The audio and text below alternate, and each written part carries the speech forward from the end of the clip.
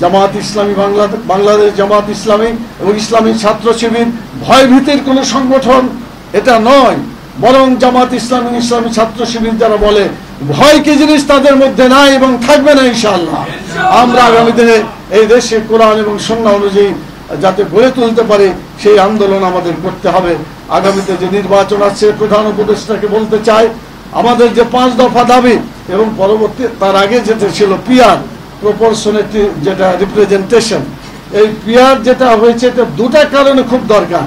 একটা হলো টাকা পয়সা দিয়ে যে ধরনের ইলেকশন করা হয় এবং মারামারি করে ইলেকশন হয়, যদি প্রপোর্শনেট রিপ্রেজেন্টেশন এই পিআর যদি চালু হয় তাহলে এই ধরনের কোনো টাকা পয়সা এবং গুন্ডামি সেসব ইলেকশনে করার কোনো সুযোগ থাকবে না।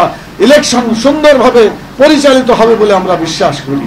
সেই জন্য বাংলাদেশের ইলেকশন এই ধারার মধ্য দিয়ে পিআরের মধ্য দিয়ে যাতে প্রতিষ্ঠিত হয়, এটার জন্য আমরা বর্তমান সরকারকে বলেছি যদি কেউ বিরোধিতা করে তাহলে দরকার হলে জনগণের মতামত নিয়ে গণভোটের ব্যবস্থা করতে হবে। আর গণভোট কারা ভয় করে? যারা মানুষকে ভয় করে, যারা মানুষের মতামতকে ভয় করে, তারা এই গণভোটকে বাধা দিতে পারে। সেই জন্য আমরা বলতে চাই গণভোটের মাধ্যমে এটা সমাধান হয়ে তারপরে নির্বাচন হওয়া উচিত।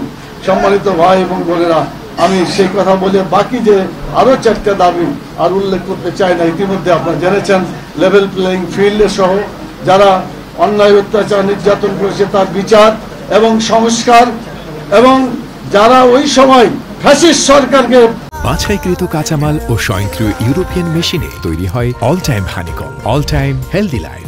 বেঁচে থাকতে দীর্ঘায়িত করতে যারা সাহায্য করেছিল, বিশেষ করে জাতীয় পার্টি এবং 14 দল, এরা যদি না থাকতো, এরা যদি তাদেরকে সহযোগিতা না করতো, তাহলে এত বোধহয় ধ্বংসাত্মক কার্যক্রম ফ্যাসিস্ট সরকার করার সাহস হতো না এবং তারা সে সুযোগ পেত না।